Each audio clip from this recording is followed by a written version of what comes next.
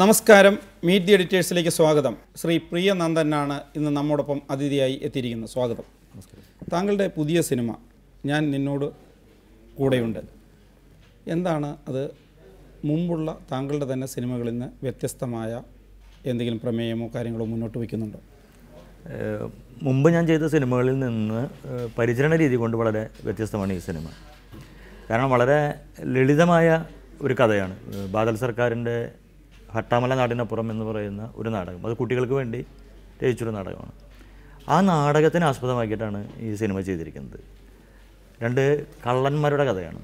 ഈ രണ്ട് കള്ളന്മാർ കളവില്ലാത്ത മറ്റൊരു പ്രദേശത്ത് എത്തിച്ചേരുമ്പോഴുണ്ടാക്കുന്ന വ്യത്യാസങ്ങൾ, ഒരു തമാശയിലൂടെ വളരെ സീരിയസ് ആയിട്ടൊരു സബ്ജക്റ്റ് പറയുന്നു എന്നുള്ളതാണ്. പ്രിയനന്ദൻ്റെ സിനിമകൾ അവാർഡ് സിനിമകളായിരിക്കുമെന്ന് കരുതിയ മുൻവിധി ഇപ്പോൾ തിയേറ്ററുകാർക്കൊക്കെ ഉണ്ടോ? അങ്ങനെ ഒരു പരാതി താങ്കൾക്കുണ്ടെന്ന് കേൾക്കുന്നു. വേണ്ടത്ര തിയേറ്ററുകൾ അതിനെ സമീപിക്കുന്ന പ്രിയനന്ദൻ്റെ സിനിമയായതുകൊണ്ട് ഒരു അവാർഡ് സിനിമയായിരിക്കും. അതൊരു വലിയ പ്രശ്നമുണ്ട്. ഒരാൾക്ക് അവാർഡ് കിട്ടുക എന്ന് പറയുന്നത് അതൊരു വലിയ സങ്കടകരമായിട്ടുള്ള ഒരു അവസ്ഥയായിട്ടാണ്. കാരണം നമ്മൾ ചെയ്യുന്നൊരു പ്രവൃത്തിക്ക് അംഗീകാരമാണ് അവാർഡ് എന്ന് പറയുന്നത്. പക്ഷേ തിയേറ്റർ പറയുന്നത് ഇയാളുടെ സിനിമ എങ്ങനെയാണ്, മുൻവിധിയാണ്. സിനിമ കാണാതെ തിയേറ്റർ തരില്ല, അല്ലെങ്കിൽ വളരെ കഷ്ടമാണ് നമ്മളെ സംബന്ധിച്ചിടത്തോളം ഒരു സിനിമ ഉണ്ടാക്കി പുറത്തെത്തിക്കണമെങ്കിൽ അത്ര ബുദ്ധിമുട്ടുണ്ട്. ആ നിലയ്ക്കുള്ള പ്രതിസന്ധി ഈ സിനിമ നേരിടുന്നുണ്ടോ? ഈ സിനിമയും നേരിട്ടിട്ടുണ്ട്. താങ്കളുടെ നെയ്ത്തുകാരൻ ജനങ്ങൾ കണ്ടത് ഈ തിയേറ്ററുകൾ ഉള്ളത് കൊണ്ടല്ല, അതിന് പുറത്ത് ഗ്രാമങ്ങളിലൊക്കെ നെയ്ത്തുകാരൻ കാണിക്കുന്ന അവസ്ഥ ഉണ്ടായിരുന്നു. വലിയ തോതിൽ ജനങ്ങളിലേക്ക് എത്തി. അങ്ങനെ ഒരു മൂവ്മെൻറ്റിൽ നിന്ന് പിന്നീട് പിറകോട്ട് പോകാൻ ഇനിയിപ്പോൾ തിയേറ്ററുകളെ ആശ്രയിക്കേണ്ടി വരുന്ന അവസ്ഥയിലേക്ക് എത്താൻ എന്താണ് കാരണം? അത്തരത്തിലൊരു മൂവ്മെൻറ്റിന് ഇനി കേരളത്തിൽ ഇടമില്ലേ? ഇടമുണ്ട്. പക്ഷേ എന്താ വെച്ചാൽ ഒരു പ്രദേശത്ത് അല്ലെങ്കിൽ ഒരു സിനിമ കാണിക്കുമ്പോൾ നമ്മൾക്കൊരു സിനിമയാണ് കാണിക്കുന്നതെന്ന് പറഞ്ഞു കഴിഞ്ഞാൽ ഒരു 5000 രൂപ ആളുകൾ തരുള്ളൂ. പക്ഷേ ഒരു നാടകം കളിക്കുക എന്ന് പറഞ്ഞു കഴിഞ്ഞാൽ ചിലപ്പോൾ 25,000 രൂപ വരെ തരും. അപ്പോൾ നിങ്ങൾക്ക് എന്താണ്, അപ്പോൾ ഈ 5000 രൂപയൊന്നും കിട്ടിക്കഴിഞ്ഞാൽ നമുക്കതിൻ്റെ മുതൽ മുടക്ക് തിരിച്ചു പിടിക്കാനൊന്നും സാധ്യമല്ല. പക്ഷേ ആളുകളിലേക്ക് സിനിമ എത്തിക്കാമെന്ന് മാത്രമേ ഉള്ളൂ. സിനിമ എന്തായാലും ഒരു മുതലാളിത്ത കലയാണ്. അപ്പോൾ അത് മുടക്ക് മുതൽ എങ്ങനെയാണ് നമുക്ക് തിരിച്ചു പിടിച്ചാലാണ് കൂടുതൽ രീതിയിൽ അടുത്ത സിനിമ ചെയ്യാൻ പറ്റുള്ളൂ. വളരെ ഗൗരവതരമായ രാഷ്ട്രീയം എല്ലാ സിനിമയിലും ഉണ്ട് എന്ന ആത്മവിശ്വാസമുള്ള ആളാണ് താങ്കൾ. ഈ രാഷ്ട്രീയം ജനങ്ങളുടെ മുൻപിലേക്ക് വെക്കുന്നതിൻ്റെ സമീപന രീതി മാറ്റിക്കളയാം എന്നൊരു തോന്നൽ ഈ അടുത്ത കാലത്തുണ്ടായോ? അല്ല, അടുത്ത കാലത്ത് ഉണ്ടാവുന്നതല്ല. നമ്മൾ സ്വീകരിക്കപ്പെടുന്ന ഒരു പ്രമേയം അല്ലെങ്കിൽ ഒരു കൃതി, അതിൻ്റെ പരിചരണ രീതി മാത്രമേ നമ്മൾ നോക്കേണ്ട കാര്യമുള്ളൂ. ഇപ്പോൾ ഈ സിനിമയിലൂടെ നമ്മൾ പറയുന്നത് എന്ന് പറയുന്നത് രണ്ട് കള്ളന്മാർ. സിനിമ തുടങ്ങുന്നത് തന്നെ ഒരാൾ കള്ളനാവാനും തയ്യാറായിട്ടുള്ള ഒരാൾ, മറ്റൊരാൾ കുറച്ച് കൂടെ നിൽക്കാമെന്ന് മാത്രമേ ഗതികേട് കൊണ്ട് കൂടെ നിൽക്കുന്നുള്ളൂ. പക്ഷെ ഇവർ കണ്ടെത്തുന്ന കാരണം എന്ന് പറയുന്നത് നമ്മളെ ഭരിക്കപ്പെടുന്ന ആളുകളുടെ കളവുന്ന ആളുകൾ പിടിക്കണില്ല.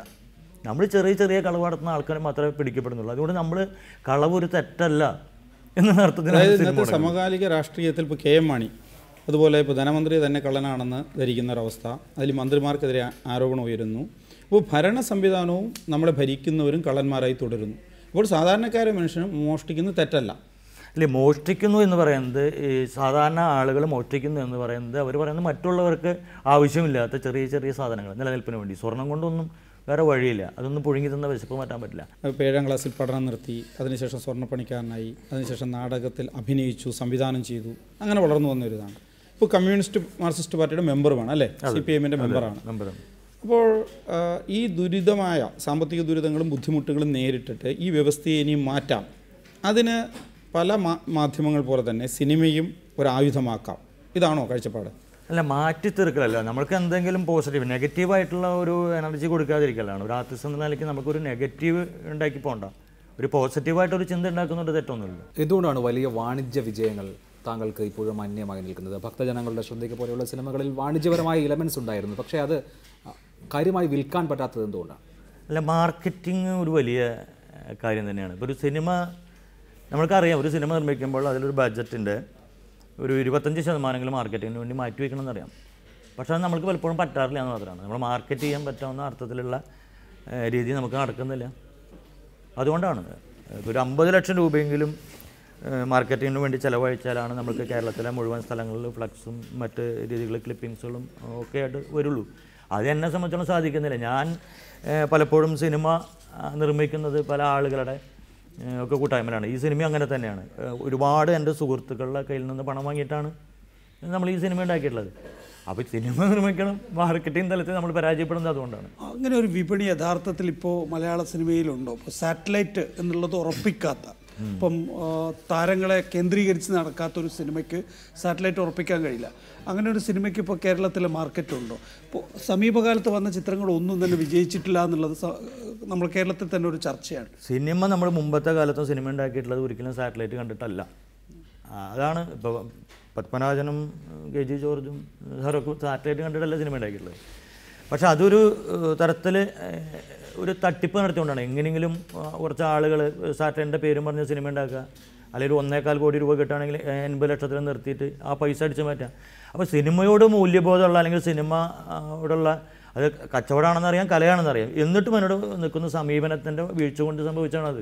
ഒരു കലാസംരംഭമാണ് സിനിമ എന്നുള്ള കാര്യത്തിൽ സംശയമൊന്നുമില്ല. പക്ഷേ എങ്കിൽ പോലും നമുക്ക് ഇറങ്ങുന്നതിന് മുമ്പ് അറിയാം ഇതിൻ്റെ ഒരു മൂലധനം നമുക്ക് തിരികെ പിടിക്കാൻ കഴിയില്ല. അങ്ങനെ ഏത് സിനിമ ചെയ്യുമ്പോഴും നമ്മളിത് തിരികെ പിടിക്കും എന്നുള്ള വിശ്വാസം കൊണ്ടാണ് നമ്മൾ കൊണ്ടുപോകുന്നത്.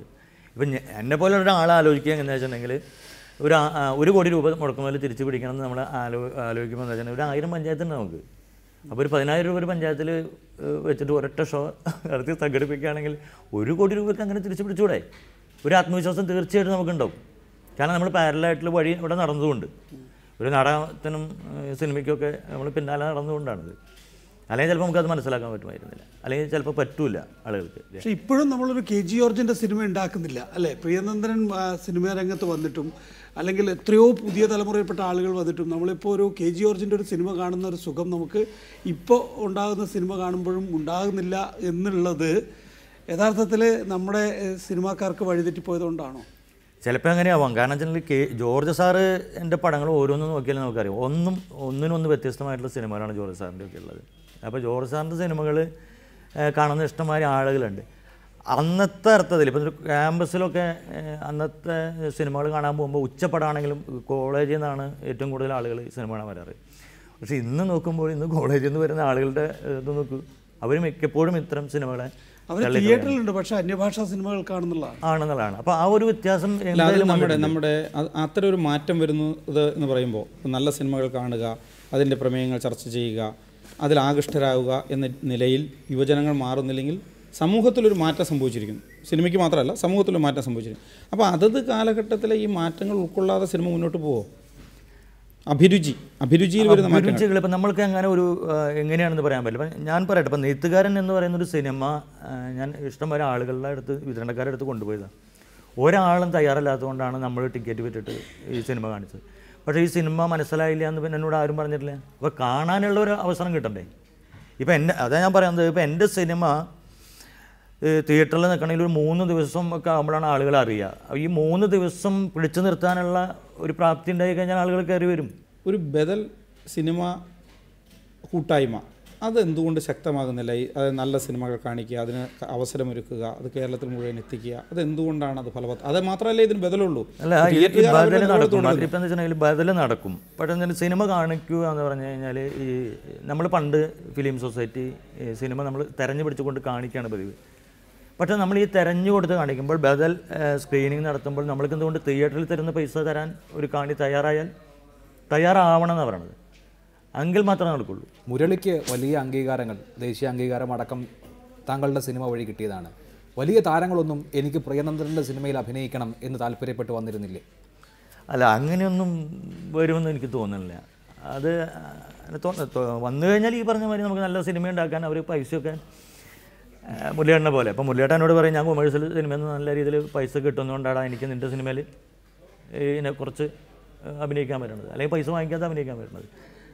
അങ്ങനെയൊക്കെ വിചാരിച്ചാൽ നമുക്ക് നല്ല സിനിമ ഉണ്ടാക്കാൻ പറ്റുള്ളൂ. ഒരു വല്ലാത്തൊരു നല്ല സിനിമയാണ്, അല്ലെങ്കിൽ മനുഷ്യ ജീവിതത്തിൻ്റെ ഒരു പ്രത്യേക വശം നല്ല രീതിയിൽ അവതരിപ്പിക്കുന്ന പ്രമേയമാണ് എന്ന് പറയുന്ന അത്, അല്ലെങ്കിൽ അങ്ങനെ ഒരു സിനിമയാണ് പ്രിയനന്ദനൻ ചെയ്യുന്നതെന്ന് വരുന്നത് പ്രേക്ഷകർക്ക് അഭിപ്രായം വരുമ്പോൾ തടസ്സമായി മാറുകയാണ്. അതെന്തുകൊണ്ട് സംഭവിക്കുന്നത്? അതെങ്ങനെ മാറ്റാം? അല്ല, അത് അങ്ങനെയാണ് ആ ടേം തന്നെയാണ് യഥാർത്ഥത്തിൽ തിയേറ്ററുകൾ ഉപയോഗിക്കുന്നത്. ക്ലാസ് ആണ് എന്ന് പറഞ്ഞു കഴിഞ്ഞാൽ പടം പൊട്ടിയെന്നാണ് അർത്ഥം. ക്ലാസ് എന്ന് പറഞ്ഞു കഴിഞ്ഞാൽ എന്തോ അബദ്ധം. അതുകൊണ്ടാണ് ഞാനിങ്ങനെ ചാനലിൽ ഇങ്ങനെ പറഞ്ഞുകൊണ്ടിരിക്കുന്നത്. കാരണം നിങ്ങൾ തെറ്റിദ്ധരിക്കരുത്, ഇത് മനുഷ്യർക്ക് മനസ്സിലാവുന്നൊരു സിനിമയാണെന്ന്. കാരണം എവിടെ പോയാലും ഇപ്പം ഞാൻ കഥ പറയാൻ പോയി കഴിഞ്ഞാലും പ്രശ്നമാണ്. ഒരു പ്രൊഡ്യൂസറുടെ അടുത്ത് പ്രിയനന്ദനാണ് വരുന്നത് എന്ന് പറഞ്ഞു കഴിഞ്ഞാൽ ആൾ എന്നെ വിധി എഴുതി, ഇയാൾക്ക് എന്നെ പോലെയാണ് ഇത് ചെയ്യാൻ പറ്റുള്ളൂ എന്നുള്ളത്. ഇപ്പം ഞാൻ സങ്കീർണമായിട്ട് ഇപ്പം നാടകം ചെയ്യുന്ന സമയത്ത് ജോയ് മാത്യുവിൻ്റെ സങ്കടൽ എന്ന് പറയുന്ന നാടകം ചെയ്തിട്ടുള്ള ആളാണ്. അത് വളരെ മനുഷ്യ മനസ്സിൻ്റെ സങ്കീർണതകളൊക്കെ ബന്ധപ്പെട്ടുള്ള പ്രമേയമാണ്. പക്ഷെ അതേപോലെ തന്നെ വൈക്കം മുഹമ്മദ് പ്രേമലേഖനം ഏറ്റവും ലളിതമായിട്ട് ആരെങ്കിലും എത്തിച്ച മനുഷ്യനാണ്. യഥാർത്ഥത്തിൽ എവിടെയാണ് കുഴപ്പം? നിങ്ങൾക്കാണോ അതോ ആളുകൾക്കാണോ? ആളുകൾ വരുന്നുണ്ടെങ്കിൽ തിയേറ്ററുകൾ നിങ്ങൾക്ക് തുറന്നിട്ട് തരുമല്ലോ, ആളുകൾ വരാൻ തയ്യാറല്ല, എന്താണ് കുഴപ്പം? ആളുകൾ വരാൻ തയ്യാറല്ല എന്നുണ്ടെങ്കിൽ നമ്മളുടെ അവിടുത്തെ ചില പ്രശ്നങ്ങളാണ്. അല്ലെങ്കിൽ ഇപ്പോൾ വേറെ നമ്മുടെ അപ്പുറത്ത് പോകുന്ന തമിഴ്നാട്ടിലാണ് നമ്മുടെ സിനിമ കളിച്ചിരുന്നെങ്കിൽ അവർ നമ്മുടെ അംഗീകരിക്കപ്പെട്ടിരുന്നെങ്കിൽ അവർ തീർച്ചയായിട്ടും വന്ന് സിനിമ കാണുന്നതാണ് അവിടുത്തെ ആളുകൾ പറയുന്നത്. കാരണം ഞങ്ങളുടെ നാട്ടിൽ സിനിമ ഒരു അംഗീകരിക്കപ്പെട്ടല്ലോ, അതെന്താണ്? ഇപ്പോൾ തിയേറ്റർ എന്ന് പറയുന്നത് ചിലപ്പോൾ എന്നെ പോലുള്ളൊരാൾ ഞാനൊരു ബ്രാൻഡ് നെയിം അല്ലാത്തതുകൊണ്ടാണ്, എൻ്റെ ബ്രാൻഡ് നെയിം ഇങ്ങനെയായി പോയതുകൊണ്ടാണ്. അല്ല, അതിപ്പോൾ പരുത്തി വീരൻ തമിഴ്നാട്ടിൽ ഒരുപാട് പരീക്ഷണം അതിനു മുമ്പുള്ള തമിഴ് സിനിമകളിൽ നിന്ന് വ്യത്യസ്തമായി നടന്നു. പക്ഷേ അതെല്ലാം തന്നെ വളരെ ആളുകൾക്ക് അവിടെ മാത്രമല്ല കേരളത്തിലടക്കം കാണാൻ കഴിയുന്ന രീതിയിൽ അതുവരെയുള്ള പതിവ് രീതികളിൽ നിന്ന് വ്യത്യസ്തമായ പരീക്ഷണങ്ങൾക്ക് ആളുകളെ ആകർഷിക്കുന്ന ഒരു ഘടകമുണ്ടായിരുന്നു, അതിൻ്റെ ഒരു രീതി ഉണ്ടായിരുന്നു. ഇപ്പോൾ തന്നെ താങ്കൾ ആദ്യം ജോയ് മാത്യുവിനെ കുറിച്ച് പറഞ്ഞു. ജോയ് മാത്യു ഇതുപോലെ തന്നെ ഈ മീറ്റ് ദി എഡിറ്റേഴ്സ് പ്രോഗ്രാമിൽ വന്നിരുന്നു പറഞ്ഞാണ്, ഞാനാകെ മാറി, ഞാൻ ഈ പറയുന്ന നാടകവും സിനിമയും എല്ലാം ബദൽ അമ്മ അറിയാൻ അഭിനയിച്ച ആളല്ലേ, അയാൾ മാറിയിട്ട് അയാൾ അങ്ങേയറ്റം ഇതിൻ്റെ ഒരു പ്രത്യേകത ഇതാണ്, ഇതിലിങ്ങനെ നിന്നാലേ കഴിയൂ എന്ന് പറഞ്ഞുകൊണ്ട് മാറിക്കൊണ്ട് അതിൽ നിൽക്കുകയാണ്.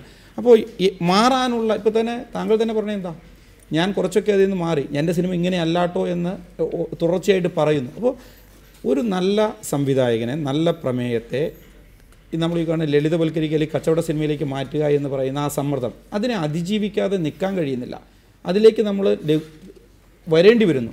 ഈ അന്തരീക്ഷത്തെ മറികടക്കണമല്ലോ, അതിനെന്താ നിങ്ങളുടെ കയ്യിലുള്ള പരിപാടി?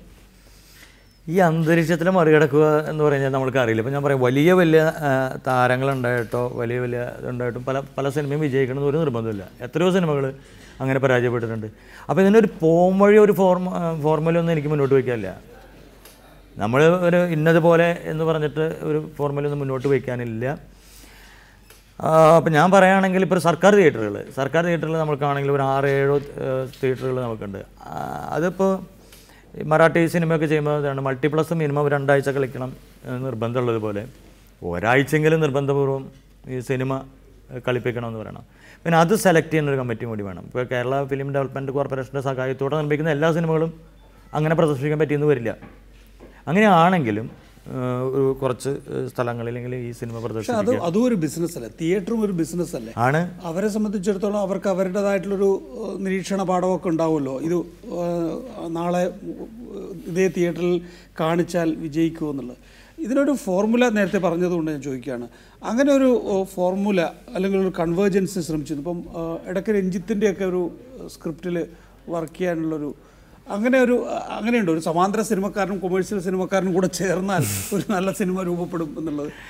അല്ല, നമ്മൾ ചില വിഷയങ്ങളാണ് ഇപ്പോൾ ഞാൻ പറഞ്ഞ ഈ പരിമിതിക്കുള്ളതുകൊണ്ട്. ഇപ്പോൾ കൊമേഴ്ഷ്യൽ സിനിമയുടെ പരിമിതിയിലേക്ക് നിന്നുകൊണ്ട് തന്നെയാണ് ഞാൻ ഭക്തജനങ്ങളുടെ ശ്രദ്ധിക്കുന്ന സിനിമ ചെയ്യുന്നത്. പക്ഷേ അതിൽ നമ്മൾക്ക് പറയാൻ പറ്റുന്നൊരു കാര്യം പറഞ്ഞു എന്നുള്ളതാണ്. നമുക്ക് ആൾദൈവങ്ങൾക്കെതിരെ ഒരു സിനിമ ഇവിടെ പറയാൻ പറ്റും, കുറച്ചെങ്കിലും അത്രയെങ്കിലും പോലുള്ളൊരു നിലവാരം വേണ്ടേ നമുക്ക്. അതിലെന്താണെന്നൊന്നും പറ്റുമെന്ന് എനിക്ക് തോന്നുന്നില്ല. ചില ആളുകൾക്ക് പറ്റുമായിരിക്കും. താങ്കൾ CPM-ൻ്റെ മെമ്പറാണ്, ഇടതുപക്ഷത്തിന് വലിയൊരു മാസ് ബേസ് ഉണ്ട്, ഒരുപാട് ഇത്തരം സാഹിത്യത്തെയും സിനിമയും പ്രോത്സാഹിപ്പിക്കാനുള്ള സംവിധാനങ്ങളുണ്ട്.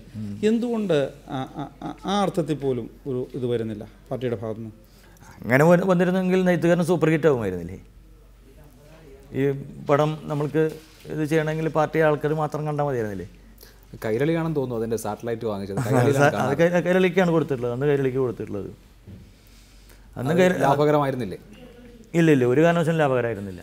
നമുക്ക് മുടക്കുമുതൽ പോലും അതിന് ഇരുന്നിട്ടില്ല. 7 ലക്ഷം രൂപയ്ക്കാണ് നമ്മളൊരു 20 കൊല്ലത്തേക്കുള്ള ഇത് കൊടുത്തിട്ടുള്ളത്. എങ്ങനെയാണ് ഇപ്പോൾ ഈ പൂനെ ഫിലിം ഇൻസ്റ്റിറ്റ്യൂട്ടിൽ പഠിച്ചില്ല, അല്ലെങ്കിൽ ആ രീതിയിൽ സിനിമ പരിശീലിച്ചില്ല, പക്ഷേ ഒരു ദേശീയ അവാർഡ് വരെ നേടാൻ താങ്കളുടെ സിനിമയ്ക്ക് കഴിഞ്ഞു. എങ്ങനെയാണ് ഇതിലേക്ക് എത്തിപ്പെടുന്നത്? ഒരു വ്യക്തിപരമായ അനുഭവം കൂടി.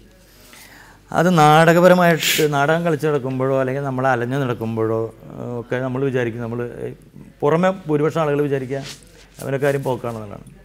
അപ്പോൾ എന്നെ സംബന്ധിച്ചിടത്തുണ്ടെങ്കിൽ നാടകമായി നടക്കുന്ന യാത്രയിൽ ഒരുപാട് മനുഷ്യരെ കണ്ടുമുട്ടാൻ പറ്റിയിട്ടുണ്ട്. അപ്പോൾ അവരുടെ നാടകങ്ങൾ, അപ്പോൾ ഞാൻ ജോസ് ചെർമലിനെ കണ്ട് എൻ്റെ ഗ്രാമത്തിലേക്ക് വന്ന് നാടകം കളിക്കാൻ വരികയും ഞാൻ ജോസ് ചെർമലിൻ്റെ കൂടെ ചേരുമണി ചെയ്യുമ്പോഴാണ് എനിക്ക് മനസ്സിലാവുന്നത് നാടകം എന്ന് പറയുന്നത് കുറേ കൂടി ഗൗരവമായിരുന്നൊരു കലയാണ്, നമുക്ക് നേരം പോക്കിന് മാത്രമുള്ളതല്ല നാടകം എന്ന് മനസ്സിലാവുന്നത്.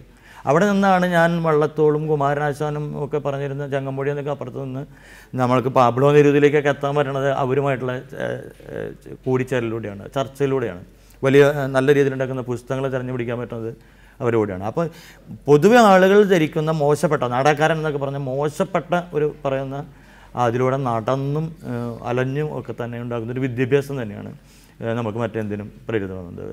പുലിജന്മം പോലുള്ളൊരു സിനിമ ചെയ്യാൻ പറ്റണമെങ്കിൽ കണ്ണൂരിൻ്റെ തെയ്യും അവിടുത്തെ മിത്തും കാര്യങ്ങളൊക്കെ അറിയാൻ പറ്റിയത് നാടകം തന്നെയാണ്. അപ്പോൾ നാടകമായിട്ടുള്ള ബന്ധമാണ്. ഞാൻ പലപ്പോഴും കണ്ണൂർക്കാരനാണെന്ന് പലപ്പോഴും പറയാറുണ്ട്. അപ്പോൾ നാടകത്തിന് വലിയ ആൾക്കൂട്ടമുള്ള ഒരു സ്ഥലമാണ്, നാടകക്കാരോട് ബഹുമാനമുള്ളൊരു സ്ഥലമാണ്. നമുക്ക് അവിടെയൊക്കെ പോയി കഴിഞ്ഞാൽ ഞാൻ നാടകം കളിക്കുന്നുണ്ട് എന്ന് ധൈര്യമായിട്ട് പറയാം, ഞാൻ നാടകക്കാരനാണെന്ന് ധൈര്യമായിട്ട് പറയാം, അഭിമാനമാണ്. ആ വ്യത്യാസമുണ്ട്. അത് മനസ്സിലാക്കിക്കൊണ്ടാണ് ഈ യാത്രകളും പുസ്തകങ്ങളും മനുഷ്യരുമായിട്ടുള്ള സംഭവങ്ങളാണെങ്കിൽ നിരീക്ഷണമാണെങ്കിൽ നമുക്ക് മറ്റു തരത്തിലൂടെ പഠിച്ചെടുക്കാം. എങ്ങനെ ഈ സിനിമയുടെ നാടകത്തിൽ നിന്ന് സിനിമയുടെ കാര്യങ്ങൾ ഇങ്ങനെ പെട്ടെന്ന് ഹൃദയസ്ഥമാക്കി? പെട്ടെന്നൊന്നും കൃത്യസ്ഥമാക്കിയതല്ല. ഞാൻ കെ.ആർ. മോഹനൻ്റെ കൂടെയും പി.ടി. കുഞ്ഞുമോൻ്റെ കൂടെയൊക്കെ അസിസ്റ്റൻ്റ് ഡയറക്ടറായിട്ട് പോവുകയും പിന്നെ ഒരുപാട് ആളുകളുടെ കൂടെ വർക്ക് ചെയ്തതിന് ശേഷമാണ് സ്വന്തമായിട്ട് സിനിമ ചെയ്യുന്നത്. അപ്പോൾ നാടകത്തിൻ്റെ കൂടെ സംവിധാനം പഠിച്ചാൽ കൊള്ളാമെന്ന് ഭയങ്കര ആഗ്രഹമുണ്ട്. പിന്നെ അതിനുവേണ്ടി ഇറങ്ങുന്നത് തന്നെയാണ്. അപ്പോൾ നമ്മൾ സ്വർണ്ണപ്പണിയൊക്കെ നല്ല രീതിയിൽ പോകുന്ന സമയത്താണ് ഞാൻ അതൊക്കെ വിട്ട് കളഞ്ഞിട്ട് നമ്മൾ പോകുന്നത്, വീണ്ടും 1ാം ക്ലാസ്സിൽ പോകുന്നത്. അപ്പോൾ നമുക്കറിയാം ഇത്ര ദാരിദ്ര്യം വരും, കാര്യങ്ങളൊക്കെ ഉണ്ടാവും എന്നിട്ട് അറിയാം. എന്നാലും നമ്മൾക്ക് ഇഷ്ടപ്പെട്ടൊരു മേഖലയിലേക്ക് എത്തിച്ചേരുക, അത് പഠിച്ചെടുക്കുക, ആത്മവിശ്വാസം. ഈ മലയാള സിനിമയെക്കുറിച്ച് ഇപ്പോൾ താങ്കൾ ഇങ്ങനെ വളരെ ബുദ്ധിമുട്ടി അത് പഠിച്ചു, ആ അർത്ഥത്തിലുള്ള സിനിമകളിലേക്ക് വന്നു. മലയാള സിനിമ യഥാർത്ഥത്തിൽ മനുഷ്യനോടടുത്ത് നിൽക്കുന്ന, മണ്ണിൽ നിൽക്കുന്ന സിനിമകളിൽ ആണോ ചെയ്യുന്നത്? അതിലെന്തെങ്കിലും മാറ്റം വരേണ്ടതുണ്ട് മലയാള സിനിമ ലോകത്തിന്? അങ്ങനെ ഒരു അഭിപ്രായമുണ്ട്. അതിപ്പോൾ തിയേറ്ററുണ്ട്, സിനിമയുണ്ട്, സംവിധായകരുണ്ട്, അതിൻ്റെ സാങ്കേതികവിദ്യയുണ്ട്, എല്ലാം ആകത്തുകയിൽ ഇത് കാലാനുസൃതമായി കുറച്ചുകൂടി മാറേണ്ടതുണ്ടോ?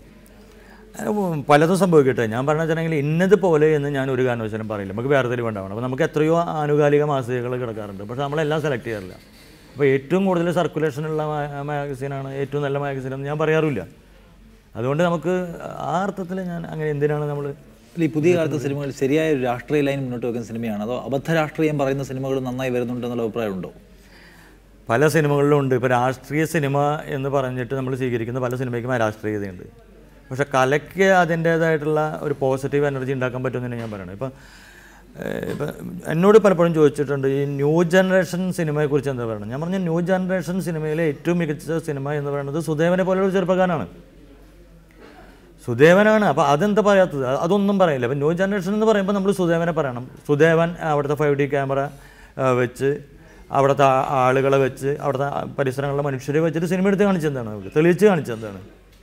അപ്പോൾ അതല്ല ന്യൂ ജനറേഷൻ. നമുക്കൊരു അത്യാവശ്യം ഉണ്ടല്ലോ.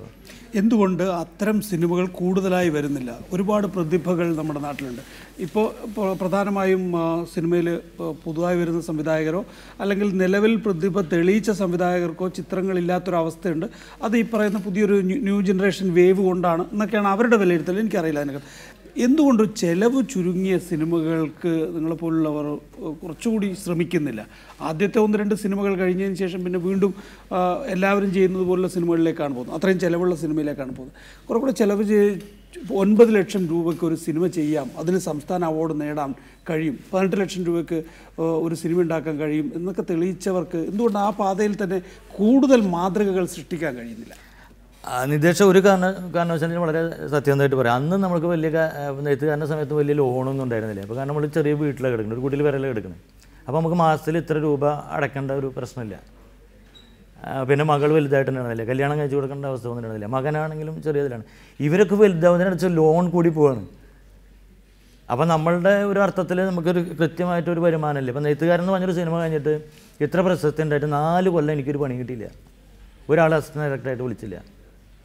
ഒരാൾക്കാർ വേറെ ഏതെങ്കിലും സ്ഥലത്ത് ജോലി ചോദിച്ചാൽ പറയും നിന്നെ കടലിൽ നിർത്താൻ പറ്റുമോ, നീ ഇങ്ങനെ അംഗീകരിക്കപ്പെട്ട ആളല്ലേ. ആ ഒരു വിഷമം വല്ലാത്തതാണ്. അത് കഴിഞ്ഞിട്ട് 2006-2008 പുലിജന്മം എന്ന് പറഞ്ഞൊരു സിനിമ പഠിക്കുന്നത്. ആ സിനിമയിൽ നിന്ന് നമ്മൾക്ക് എന്ത് പ്രതിഫലം കിട്ടും? ഒരു മനുഷ്യന് എത്ര പ്രതിഫലം കിട്ടും? എന്നെപ്പോലുള്ള ഞങ്ങളും ഈ പറഞ്ഞ മാതിരി ഭാര്യയും കുട്ടികളും അമ്മയും പെങ്ങളും ഒക്കെ ഉണ്ടല്ലോ, അവരും ഈ സാമൂഹ്യ അവസ്ഥയിൽ തന്നെയല്ലേ. അപ്പോൾ നമ്മൾ വീണ്ടും ഈ കടം മേടിച്ച് ഈ പെട്ടിയുമായിട്ട് എങ്ങനെ അലയും? അപ്പോൾ നമ്മൾ ആഗ്രഹിക്കും കുറച്ചും കൂടിയും ഇത് വരികയാണെങ്കിൽ, കുറച്ചുകൂടി ആളുകൾ കാണുകയാണെങ്കിൽ ഒരു ആശ്വാസമില്ലേ, നമുക്ക് കുറച്ചെങ്കിലും കടം വെട്ടാൻ പറ്റുള്ളൂ എന്നുള്ളത്. യഥാർത്ഥത്തിൽ അത് സാധിക്കുമോ? നമുക്കൊരു ഒരു സന്ദേശം കൊടുക്കാൻ ചോദിക്കുകയാണ്. അത് സാധിക്കുമോ? അതായത് ചെറിയ ബജറ്റിൽ മലയാളത്തിൽ ഒരു നല്ല സിനിമ ചെയ്യാൻ കഴിയുമോ? നല്ല സിനിമ മലയാളത്തിൽ ചെയ്യാൻ പറ്റും. അത് ഒരാൾ ശ്രമിച്ചാൽ പോരാ, ഒരാൾ ആണെങ്കിലും ഒരു ഗ്രൂപ്പ് ശ്രമിക്കണം. ഒരു ഗ്രൂപ്പ് ശ്രമിച്ചു കഴിഞ്ഞാൽ നമ്മൾ ഇന്നത്തെ ഡിജിറ്റൽ കാലത്ത് ബ്ലൂ റോൾ ഔട്ട് എടുത്തിട്ട് നമുക്ക് സ്ക്രീനിൽ നല്ല രീതിയിൽ പ്രദർശിപ്പിക്കാൻ പറ്റും. അപ്പോൾ അതിന് സമാന്തരമായ ഒരു പ്രദർശന രീതി കൂടി കൈവരിക്കണം. ഇപ്പം ഞാൻ മാത്രം വെച്ചിട്ട് എല്ലാ സ്ഥലത്തേക്കും, ഇപ്പം ഞാൻ സിനിമ ഉണ്ടാക്കണമെങ്കിൽ എല്ലാ സ്ഥലത്തേക്കും ഞാൻ തന്നെ ചെല്ലണം എന്ന് പറയും, അത് പറ്റില്ല. അപ്പോൾ ഓരോ സ്ഥലങ്ങളിലും ഓരോ ക്ലബ്ബുകളിൽ നാടകങ്ങളൊക്കെ സംഘടിപ്പിക്കുന്ന പോലെ ഇത്തരം സിനിമകൾ സമാന്തരമായിട്ട് റിലീസ് ചെയ്യാൻ പറ്റുകയാണെങ്കിൽ ഒരുപാട് സിനിമ ഇവിടെ ഉണ്ടാവും, ഒരുപാട് സിനിമകൾ ഉണ്ടാക്കാൻ. തിയേറ്ററിൻ്റെ ഒക്കെ ഗുണനിലവാരം കൂടുന്നു. 1, 2 മൾട്ടിപ്ലക്സ് നഗരത്തിലുള്ള ഷോ ആണ് ഉദ്ദേശിക്കുന്നതെങ്കിൽ മൾട്ടിപ്ലക്സിൽ നമുക്ക് 1 2 ഷോ കിട്ടാൻ ബുദ്ധിമുട്ടില്ല എന്നതല്ലേ യഥാർത്ഥത്തിലുള്ള തിയേറ്ററിലെ നില?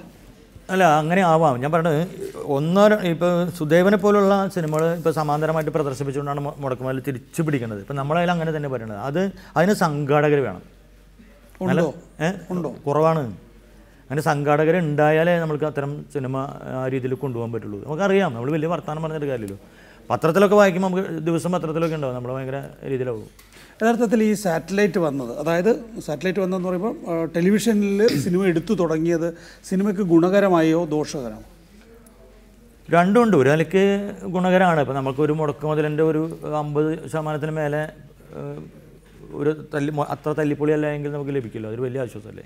പക്ഷെ മലയാള സിനിമയിൽ ഇത്രയധികം ചവറുകൾ കുന്നുകൂടാനുള്ള കാരണം ഈ സാറ്റലൈറ്റ് അല്ലേ? എല്ലാത്തിലും അതിൻ്റേതായിട്ടുള്ള പ്രശ്നങ്ങളില്ലേ. ഇപ്പോൾ എന്തിനും ഒരു നാണയത്തിൽ നമുക്ക് അതിന് പോസിറ്റീവായിട്ട് നെഗറ്റീവായിട്ട് ഉപയോഗിക്കും. അപ്പോൾ നമ്മൾ ഈ പടത്തിൽ കഞ്ചാവ് എന്ന് പറയുന്നുണ്ട്. കഞ്ചാവ് എന്ന് പറഞ്ഞത് ആ നാട്ടിൽ തന്നെ വേറെ ഒന്നാണ്. അവർ കഞ്ചാവ് ഉപയോഗിക്കുന്നത് നീര് പറ്റാനും മറ്റു കാര്യങ്ങൾക്ക് വേണ്ടിയിട്ടാണ്. നമ്മളിത് വേറെ അർത്ഥത്തിലാണ് ഉപയോഗിക്കുന്നത്. ഇതിൽ കാണിക്കുന്നത് അതാണ്. എന്തിനും അതിൻ്റെ പോസിറ്റീവായിട്ടുള്ള വശം. നമ്മൾ ഈ സാറ്റലൈറ്റ് ഉള്ള ഇതൊക്കെ സിനിമ തിയേറ്ററിൽ കാണുന്നില്ലെങ്കിലും ടി വിയിൽ അതിൻ്റെ ചില ഭാഗങ്ങളെങ്കിലും കാണുന്നുണ്ടല്ലോ. വളരെ കോമിക്കായിട്ടുള്ള ആളുകൾ, വളരെ സീരിയസ് ആയിട്ടുള്ള ആർട്ടിസ്റ്റുകളെ കൊണ്ട് വളരെ കോമിക്കായ ചെയ്യുന്നത്. അങ്ങനെ ഇതിനു വേണ്ടി, ഈ സാറ്റലൈറ്റിന് വേണ്ടി ഒരു കൂട്ടായ്മ രൂപപ്പെടുന്നു, ആ പണം തട്ടിയെടുക്കാൻ ശ്രമിക്കുന്നു എന്ന നിലയിൽ സിനിമ അധപ്പതിക്കാനുള്ളൊരു കാരണമായിട്ട് അതിനെ കാണണ്ടേ? കൃത്യമായിട്ട് അത് മാത്രം വെച്ചുകൊണ്ട് ഉണ്ടായതുകൊണ്ടാണ് ഈ കുഴപ്പങ്ങളൊക്കെ ഉണ്ടാകുന്നത്. അല്ലെങ്കിൽ അപ്പോൾ നമ്മൾക്കും തോന്നില്ല, ഒരു കുറേ സമയം നമ്മളെ വഞ്ചിച്ചുകൊണ്ടിരിക്കുകയാണെങ്കിൽ സ്വാഭാവികമായിട്ട് പറയും, നീ എന്നെ പറ്റിക്കേണ്ട, നീ ഉൽപ്പന്നങ്ങൾ ഉണ്ടാക്കി കൊണ്ടുവന്നിട്ട് തന്നാൽ മതി എന്ന് പറയും. ഇപ്പോൾ ഞാൻ ഭക്തജനങ്ങളൊക്കെ ചെയ്യുമ്പോൾ നമുക്ക് ഭയങ്കര ആശ്വാസമായിരുന്നു. ഈ സാറ്റലൈറ്റ് റേറ്റ് കിട്ടുന്ന നമുക്ക് വലിയ ആശ്വാസമായിരുന്നു. കാരണം നമ്മൾ പടം തുടങ്ങുമ്പോൾ നമുക്കൊരു 25% പൈസ കിട്ടുന്നു, പിന്നെ ഒരു 25% കിട്ടുന്നു, പടം പൂർത്തീകരിക്കുമ്പോൾ കിട്ടുന്നു. അങ്ങനെ 4 ഘട്ടമായിട്ട് പണം കിട്ടുമ്പോൾ നമ്മൾക്ക് അതിനനുസരിച്ചിട്ട് മുന്നോട്ട് പോകാൻ പറ്റും. പക്ഷേ ഈ പടം എന്ന് വരുമ്പോൾ അത് പോയി കിട്ടില്ലേ. അപ്പോൾ അതുകൊണ്ട് എന്നെ പോലുള്ള ആളുകൾക്ക് അത് ഗുണമായിട്ടാണ് വന്നിട്ടുള്ളത്. നമുക്ക് 4 ഇതിൽ സാറ്റലൈറ്റിൻ്റെ പൈസ കിട്ടുകയാണെങ്കിൽ സിനിമ നിർമ്മിക്കാൻ വേണ്ടിയിട്ടുള്ള കാര്യങ്ങൾക്ക് ഗുണവരാണ്. നമ്മളിത് വെച്ചിട്ട് കൊള്ളലാഭം അടിക്കാനല്ല, നമുക്കൊരു എന്താ പറയുക, സമാന്തര അർത്ഥത്തിലൊരു കാര്യം പറയാൻ ഒരു സഹായം കിട്ടുകയാണെങ്കിൽ അത് വലിയ കാര്യമായിട്ടാണ് ഞാൻ പറയുന്നത്. സാറ്റലൈറ്റിന് അത്ര പോസിറ്റീവായിട്ടാണ്. അപ്പോൾ നേരത്തെ ഈ പുലിജന്മത്തിനൊക്കെ അല്ല ഭക്തജനങ്ങൾക്കൊക്കെ അങ്ങനെ കിട്ടിയതുകൊണ്ടല്ലേ നമുക്ക് ഗുണമായത്. അപ്പോൾ അതിനെ നെഗറ്റീവ് എന്ന് എനിക്ക് പറയാൻ പറ്റുമോ? ഞാൻ പറഞ്ഞത് ഭയങ്കര തെറ്റാവും. ഒരുപാട് ആളുകൾ ഇപ്പോൾ സിനിമയിൽ, ഇപ്പോൾ പുതിയ ജനറേഷനിൽ നിന്നും കുറേ ആളുകൾ സിനിമയിലേക്ക് വന്നതുകൊണ്ട് ഒരുപാട് ആളുകളുണ്ട്.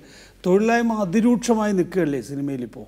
സിനിമയിലേക്ക് പലരും വരുന്നത് എന്താ വെച്ചിട്ടുണ്ടെങ്കിൽ പലപ്പോഴും വലിയ എത്രയും പെട്ടെന്ന് പണക്കാരാവാന്ന് കണക്കാക്കിയിട്ടാണ് വരുന്നത്. അതൊക്കെയാണ് പ്രശ്നം വരുന്നത്. അല്ല എങ്ങനെയെങ്കിലും ഒരു ഇത് വരിക. കാരണം ഈ മാധ്യമത്തോടുള്ള ഇഷ്ടം കൊണ്ടോ ഒന്നല്ല, അതിൻ്റെ ഗ്ലാമറിലാണ് പലരും വന്നു പോകുന്നത്. അതുകൊണ്ടാണ് പെട്ടെന്ന് കരിഞ്ഞു പോകുന്നത്. ഇതൊരു ഒരു പ്രത്യേക ഫേസ് ആണെന്നും ഇത് മാറുമെന്നും വിചാരിക്കുന്നുണ്ടോ? അങ്ങനെ ആത്മവിശ്വാസത്തോടുകൂടി തന്നെയാണോ പ്രിയനന്ദൻ നിൽക്കുന്നത്? അല്ല, നമ്മളെപ്പോഴും ആത്മവിശ്വാസം ഉള്ള ആൾ തന്നെയാണ്. ഇന്നലെ നാളെ നമ്മളെ ആരെങ്കിലും ശ്രദ്ധിക്കും, അല്ലെങ്കിൽ നമുക്ക് ചെയ്യുന്ന ആൾ വരും എന്നൊക്കെ തന്നെയാണ്.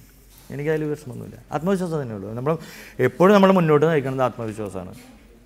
അപ്പോൾ അതുകൊണ്ട് എല്ലാം മാറുന്നൊന്നല്ല, എല്ലാ സംഭവങ്ങളും എൻ്റെ അതേ ഭാഗം ഇവിടെ നിൽക്കുകയും ചെയ്യും.